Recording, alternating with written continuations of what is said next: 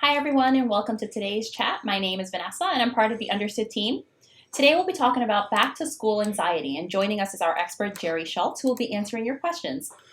Jerry is a clinical neuropsychologist, former middle school teacher, and currently on the faculty of Harvard Medical School. Hi Jerry, how are you? I'm great, Vanessa. How are you? Good, thanks. It's great to have you. Glad to be back. Would you like to introduce yourself before we get started? Sure, you gave the basics. I think a couple other credentials that are important to me are the fact that I started out as a middle school teacher. I'm a parent and a grandparent of 5 kids. I've lived the gamut of anxious kids going back to school, both of my own kids and grandkids and patients that I've seen over the years. So it's a topic that's near and dear to my heart. And the good news is that from my perspective, in my history as a neuropsychologist, I've watched kids get less anxious. It happens, parents, and it's a good thing. So let me start out with that happy note. I appreciate you saying that. As a parent myself, my oldest has a lot of anxiety about going back to school, so this topic is very relevant and perfect timing, so we're really excited to have you today. Before we jump into our questions, I wanted to remind everyone that if you have any questions for Jerry, to please type them into the chat box, and we'll get to as many questions as we can today. And feel free to introduce yourself and say hello to us. Alrighty, so our first question is, what are some common worries kids might have about going back to school?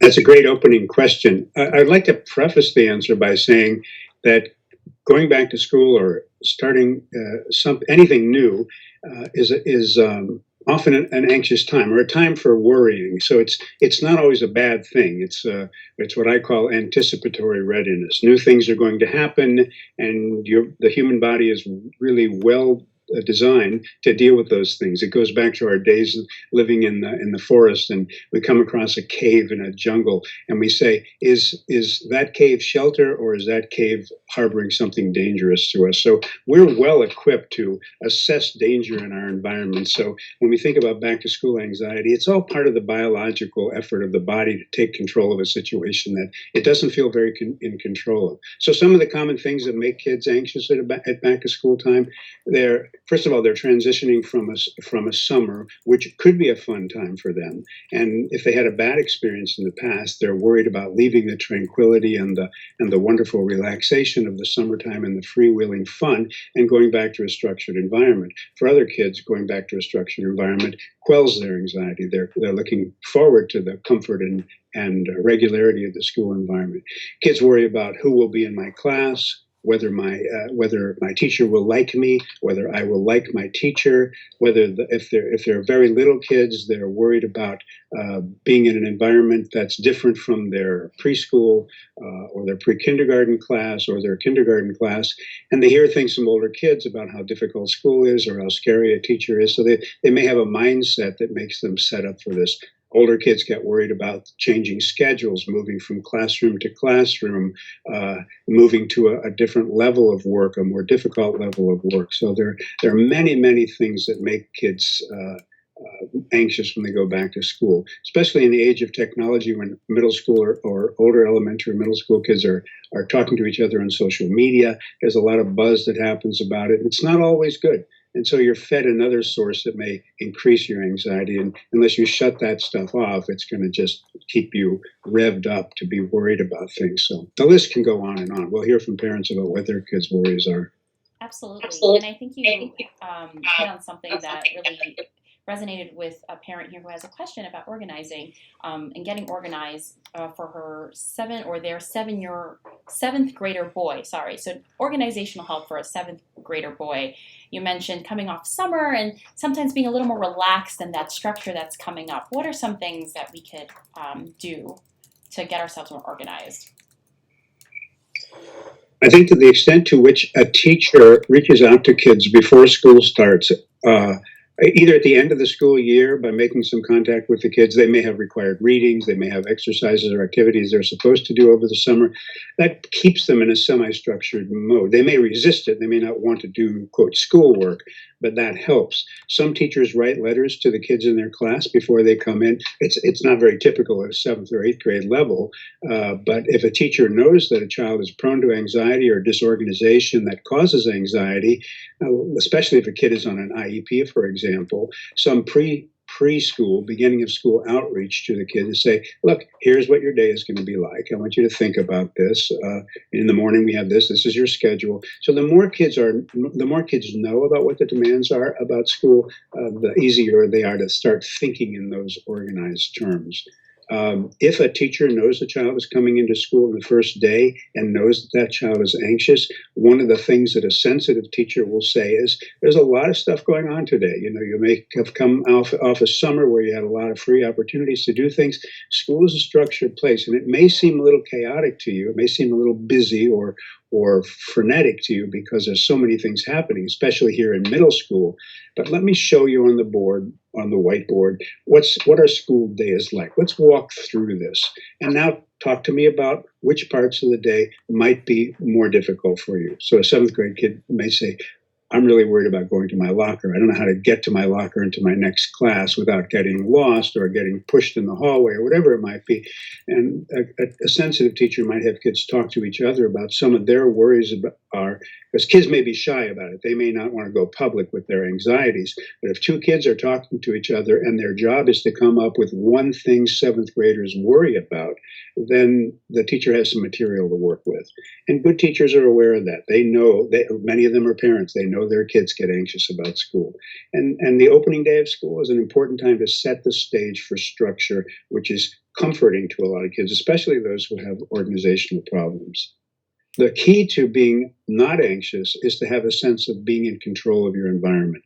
So the more kids gain control over time of the environment, of the tasks that they have to do, the less likely it is they'll be anxious.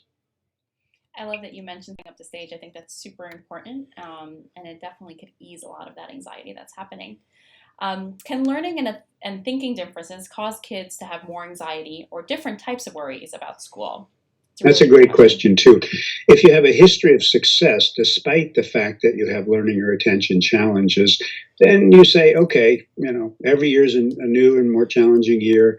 I've got some learning or attention problems. I'm aware of it, and I know how to handle these things. I may be a little more anxious than other people because I may have to work harder and smarter to manage my environment. That's a healthy response to it. If you have a learning or attention challenge and your previous years in school have been not very successful, not very pleasant, have been filled with anxiety, then you're more likely to face school with a bigger package of worry or anxiety because you don't know what's coming, or you fear that more of the same is coming. School goes on for a very long time. And if you're a less than successful kid because of your differences, then you're going to say, this challenge is going to persist. You may be a kid, and the other thing that happens to kids with histories of learning and attention challenges is they look at an experience that to us might seem familiar and comfortable, like another year of school. Sure, there are some changes, but in the big picture, it's just another year of school. Kids with learning and attention problems often see every new task as a brand new challenge, which means their anxiety level goes up. It's like a post-traumatic stress or a pre-traumatic stress reaction. So yes, kids who have learning and attention problems may have a different kind of anxiety, may have more anxiety, which means that they need people around them helping them understand their learning differences, and also pointing out ways that they've, in the past, conquered their anxiety despite that challenge. Thank you for that. I think those are really good points. And helping them face their anxiety is so important. There's a couple of things that you said that really pulled at my mom heartstrings and understanding where that can come from. We have a question from Lily, and she says, my 6-year-old is worried about aftercare in his school more than anything. He knows the teachers from last year and summer camp. He doesn't like the teachers, and he said they're too tough on him, and he's afraid of getting in trouble. Mostly his behavior with other friends and impulsive during free time and play. Any tips for Lily? Yeah. It's a tough one. First of all, you were talking about a 6-year-old kid who spent the day at school and then he's staying after school for after school. Am I getting that picture right? Yes. Yeah. So here's a kid who at 6 years of age is tired out. his brain is tired. He's dealt with struggles and challenges during the day, and then comes aftercare. And it's a necessary thing for a lot of kids. Good after school care staff understand that, and they give kids a time to break and settle down and so forth. But here's a kid who's saying, I know this teacher. I feel like she was mean to me in the past, or she doesn't like me. And here's a kid who may have some impulsivity, who has put him in conflict with that person more than other kids, perhaps. I think it's real important early in the season to reach out to that teacher if she's sensitive, and I'm keeping my fingers crossed that she is a good professional, to say, look, my kid has this perception. As long as he has this, I'm not saying it's right or wrong, and I'm not saying you're right or wrong, but as long as he has this perception, he's going to be wary of being in the environment. And I'm sure, teacher, you and I don't want that to happen. But be aware that that's his mindset right now. The problem with that advice is that teacher, if she's not sensitive enough, might go back to the child and said, your mom said you're afraid of me. Why are you afraid of me? And her face is close to him, or she's saying, how could you say that about me to your mom? I mean, that's the horror story. So you have to be a little bit careful about that. Teachers are good, wonderful people. They're also human beings, so you have to think about that. Also, after school is more of a chaotic time. There's less organization. There's a lot of free play. There's a lot of time for impulsivity to find its way out of a kid. And a kid needs to let off steam, so there's some of that. So it's a real challenging time. But my main advice to this parent is to say, this is a problem that needs to get better, because it's not with my help and with the teacher's help or with a counselor's help, because if it doesn't get better, it's not going to get better by itself. It's probably going to get worse. So you know that it's probably going to be a challenge, and you want to work proactively up front and involve all the people around to problem solve this. This little boy deserves to have a good time in the after-school program. He also has to behave and follow rules and do those kinds of things. But as I like to say, for goodness sake, he's only 6 years old, And that doesn't mean excuse the behavior. That means teach him how to behave in appropriate ways and realize that's going to take a little time. Absolutely. And patience. Absolutely. Time and patience, for sure. And you mentioning to work with teachers and everyone at the school is super important, and I appreciate you saying that. We have another question here from one of our audience members. Their son needs their teacher to walk him to class, and this parent wants to know, how can they help their son walk by himself instead? Do we know how old this child is? We do not. If you're watching right now, we'd love to know your child's age. That way we could add that to the question here. Okay, I'm going to assume that it's a younger child. It doesn't necessarily, could be an older, anxious child who finds that being walked to class is comforting, and that's one thing to deal with. I'm assuming the child's physically capable of walking. Probably what the parent is saying, my kid is anxious, and therefore his teacher has learned to, if she walks into class, or what he wants is for her to walk into class. And I think, first of all, it's important to look at that behavior as the child's reaching out to say, with his behavior, I'm anxious about this kind of thing, but having you walk with me makes me feel more comfortable. That's a great thing. That's an asset. If all anxious people understood what it took to make them less anxious, we'd be living in a better world. The problem is, or the challenge is, that this teacher has to know that walking with this child to class can make him less anxious and therefore make him more successful. But over time, she needs to create a plan that creates distance between her and this kid. Sometimes that involves walking with another student, walking with that teacher and another student, and slowly the teacher drops out of the picture, walking with an instructional aide, or having another classroom teacher down the hall meet the child as he travels alone down the hall to say, hey, Bill, how you doing? Good, great, you're on your way to class. Good. It's like a checkpoint that somebody else can do. Creative thing. You could give the child a video camera or a cell phone and say, I'm going to walk down the hall with you. I want you to take pictures as you're going down the hall. Take a movie of this. And the reason I make that suggestion is, remember, being out of control creates anxiety. Putting a kid behind a camera and videotaping what it looks like to walk down the hall creates a sense of control. Now the teacher can say, put the camera down and watch your feet walk, right? And I'm going to stand here and now watch you watch your feet walk down the hall. All of that is designed to create more and more independence, greater independence, less anxiety, and get this kid where he's going with success. This teacher, no matter how old this kid is, cannot continue to walk this kid down the hall every day. If the kid is highly anxious and is taking medication, is in treatment for anxiety, he may need an escort to take him down the hall for a longer period of time than other kids.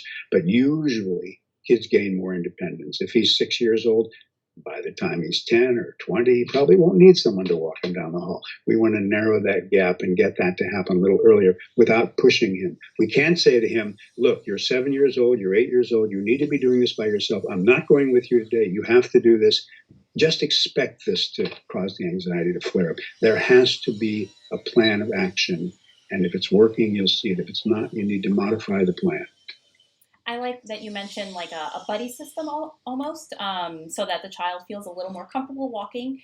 We heard back from the parent, they said their child is 8 and in 3rd grade, so thank you for that. And we hope that information was helpful. I hope so. We have another question from Mel. At what point should parents consider counseling for young kids with anxiety? Kindergarten age. Is that too young? Is that a good time to consider it? Some advice. Yeah, in general, it's not too young to consider some kind of emotional support for kids who are anxious.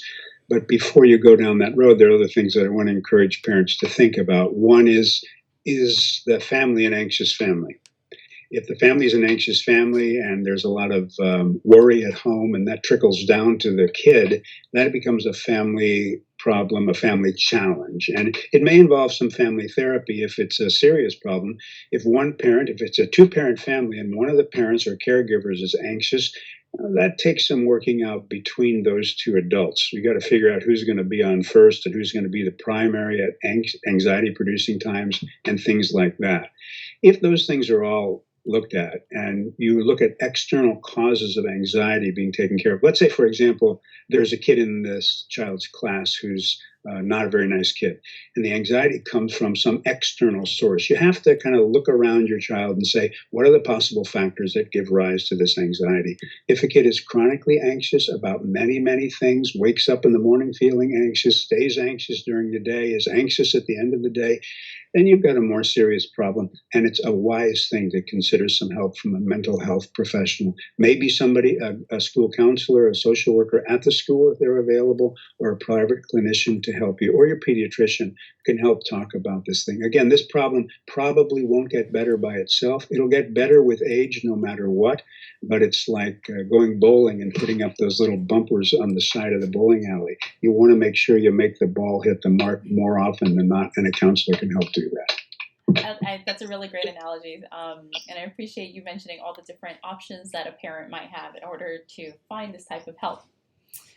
Chrissy says that they have a 3rd grader, first year of state testing to move on to the next grade. School just started and the test isn't until January, but she's already having a lot of anxiety about it. She already has a test anxiety and the school's accommodating to it, but the state doesn't allow accommodations for this particular testing. I had a lot of anxiety with testing, so I hear you, Chrissy, and we'd love to know how we can help. Yeah, that's a question that really gets me going because I think the state testing, the mandated state testing, if it creates anxiety in kids, again, you have to figure out where that's coming from. If a teacher's performance is judged on the ability to get her kids through or pass the state testing, and he or she is anxious because of that, and that teacher trickles that anxiety down to kids, that teacher needs to work on containing the anxiety about that. I think that's a shame if that's the case, but this isn't the kid's problem to solve. If you have a kid with learning or attention challenges who finds standardized testing more difficult than other kids because of the disability, then the state and the school is required to make reasonable accommodations to make the test less anxiety producing. The goal of that testing is not to find out how anxious kids get and how quickly. The goal of those tests is to find out whether or not kids have sufficient skill in certain important areas to move ahead and continue to be successful. So if the act of testing makes that kid anxious, the scores will decrease, the child will look less able than she is, and she will be penalized for her anxiety. That's a problem. One of the things I say to teachers in this situation is to say things to kids that are reasonable. This is a test that we have to do. All kids do this test. It's a way for us to judge whether we're doing a good job working with you. And it's also a way to show you what you've learned and what you need to work on. That's a healthy kind of way to look at this. If the message this little child is getting, this test, if I fail this test, I won't be able to go to fourth grade, that's ridiculous. That's just a mindset that has to be shifted by the teacher, by the culture of the school. So I could go on for days about that situation. Smart teachers, though, take a few items from the test, they give it to the kids, they change it because you can't give test items, but they take an item that's like one from the test, they give it to the kids, and they say, here's a question. I want you, before you even to answer the question, look at it and raise your hand if you think you can answer the question correctly. And if 75% of the class says yes, she says, okay, do it. And then afterwards, here's the answer. The answer is 10. How many of you got it right? 100% of the kids raise their hand because it's not a difficult item, hopefully. And you say, guess what, kids? That's the kind of question that's going to be on this test that's coming up way, way, way, way down the road in January. You don't really need to worry about now. But I'm just trying to show you now. I know some of you are worried about that, but that's the kind of thing that you're going to be asked on that. And between now and January, we're going to practice a lot of those kind of tests. So by the time you get there, you'll be better at doing this task. It's like when you didn't know how to ride a bike, you might have worried about that, and we put on training wheels. We're going to do that for you, and slowly between now and January, we're going to take those training wheels off when you're ready, and you're going to be able to ride really smoothly into that test and be successful. I love that. I really like the practice and making it a little more transparent to see how they feel, and also having a good idea of what that may look like. That could definitely ease the anxiety. We have VT Mom with us. Let me get her question all together here. She has a son entering 6th grade. They missed a lot of school last year because of school refusal, and he's dyslexic, and he's going into a new school.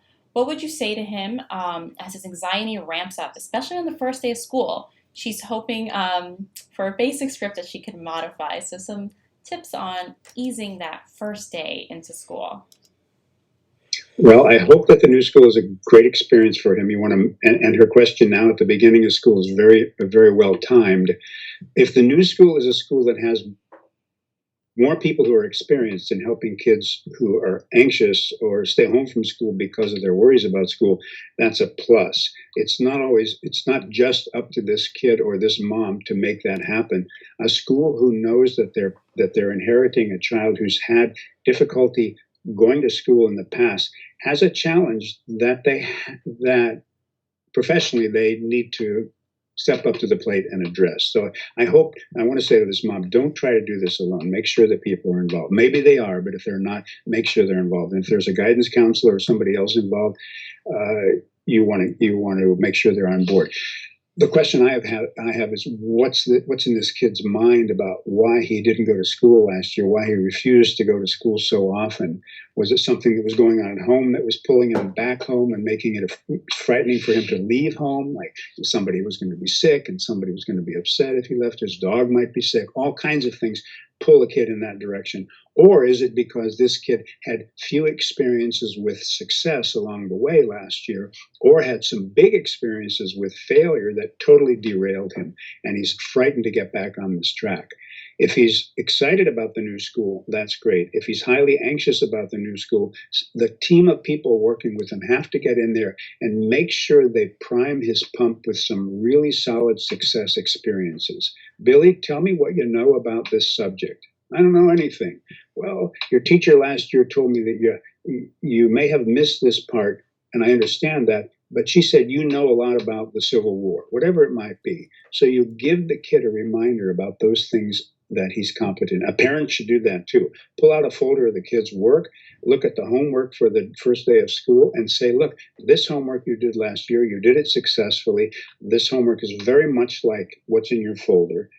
What do you think you can do? You think this is about the same or it's more difficult? If the kid says, hopefully, it's about the same, then the mom can say, try one or two and see if you're right. This kid has to have continuously repeated experiences with success, which build up and give him more confidence and make it less likely that he's not going to want to go to school.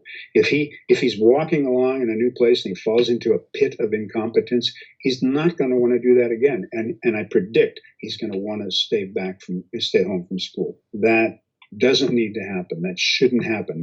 There has to be a forward place for this kid. So I wish this mom and I wish this kid well, and I wish his teachers well, because it's a good challenge to deal with, but one that can usually be overcome. Thank you, Jerry. We really appreciate that. Being mindful of time, we have time for probably two more questions. So we have one here from Melissa Martin, 2006. How can I help my fourth grader daughter express their feelings about her feeling anxious? She gets stomach aches and not being able to fall asleep. I know a few other parents had this question about how can they help their children express what they're feeling and getting to talk about it. I think it's important to normalize anxiety and worry, to say things like, everybody feels worried or anxious about something. Some people stop there because they think that normalizing it will make it go away. That doesn't for kids. They say, so what? Well, I worry more, or I have these worries. Well, I don't care about other kids. I worry about me. So I think it's important to do things like set up rating scales for kids. On a scale of 1 to 10, for example, honey, what's this fourth grader? She's about 9 years old. What's your biggest worry right now? What thing makes you worry most? She may not be able to identify it. A lot of kids have what's called free-floating anxiety. They just have this sense of foreboding and sense of worry. So if the parent can say, right now, if 0 is no worry at all, you just got back from your yoga lesson, or you just had a warm bath, or you just exercised and you're feeling like really low anxiety, how do you feel right now? And if the kid says, I don't know, 3, and mom says, that's great. 3 is a state of workable anxiety, or state. If you're at a 3 zone or a 4 zone, or sometimes even a 5, that's not too bad.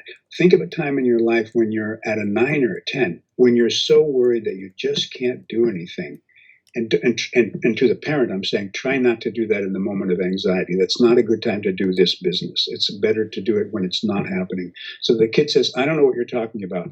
And then the mom or dad can say, honey, remember when we went on that, when you were going on that camp trip and you were supposed to go on a bus with other kids and it was really hard for you and you couldn't go? I would call that a 9 or a 10, wouldn't you?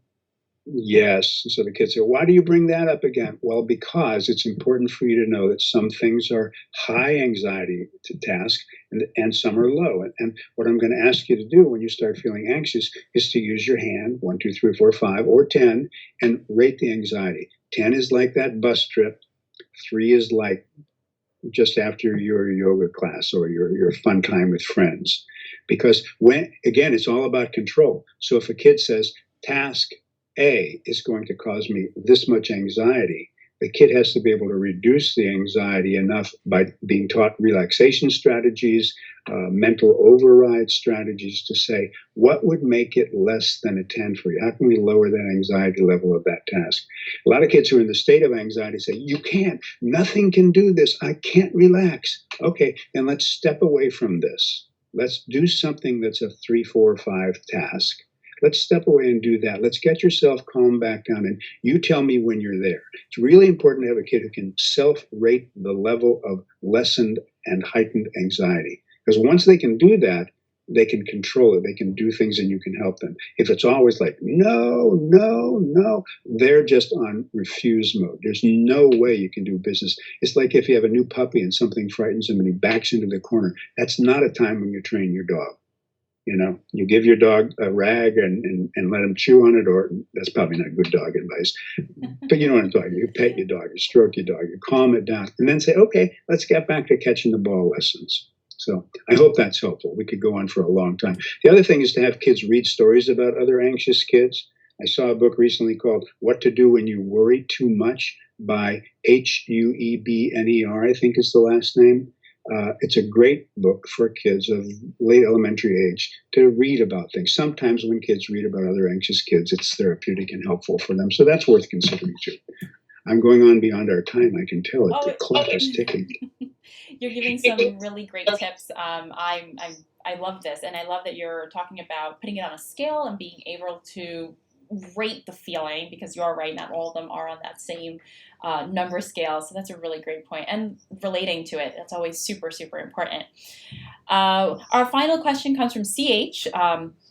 How can my child and I work with my child's teacher on easing anxiety associated with homework assignments? My child's having difficulties retaining the information with vocabulary words and reading comprehension. Their child is 9 and has ADHD and ASD. I feel like this is something a lot of parents can relate to. Their kids are at school, they come home, and now there's homework, and now there's homework anxiety. How can we ease that? Yes, a lot of parents do worry about that. And this combination of ASD and ADHD is often a combination that increases the level of anxiety. When anxiety goes up, the protective parts of the brain go into high gear. The kid tries to protect himself by walking away, avoiding, arguing with parents. A lot of the behavior you see is related to anxiety. When that heightened anxiety occurs, the parts of the brain that are responsible for thinking, notably the prefrontal cortex up here in your brain, the part that controls the executive functioning, that kind of shuts down when you need it the most. One of the most successful techniques I've ever seen teachers use at school is to have kids, before they go home, take a look at their homework assignment and then either tell the teacher privately or write down a rating scale number or make a smiley face or a sad face on a piece of paper, depending on how old the kids are, about how difficult the homework is to them. How difficult do you think this is? Again, we can use a rating scale. 5 means, wow, this is so difficult, there's no way I can do it. And the teacher would say, well, if you feel that way, is that because there's too much of it? And if that's the answer, then you can say, well, how many do you think you can do successfully? And let's say the kid has 10 problems. And the teacher in the beginning of the year says to the kid, how many do you think you can do successfully? And the kid says, I can do 1. The smart teacher says, how many more than 5 can you do successfully? Because she wants the kid to do some of the problems. So the kid says 6. So the teacher sends the kid home with a reduced homework load in the beginning of school. The kid comes back the next day having done 6 correctly, and they're on the path to less anxiety. The other thing the teacher can do is to say, how difficult do you think the homework is? The kid will say, 5, way difficult. The teacher can say, how able are you to do this? And the kid says, I'm highly able to do this. It's difficult, but I can do it. That's a winner's combination, right?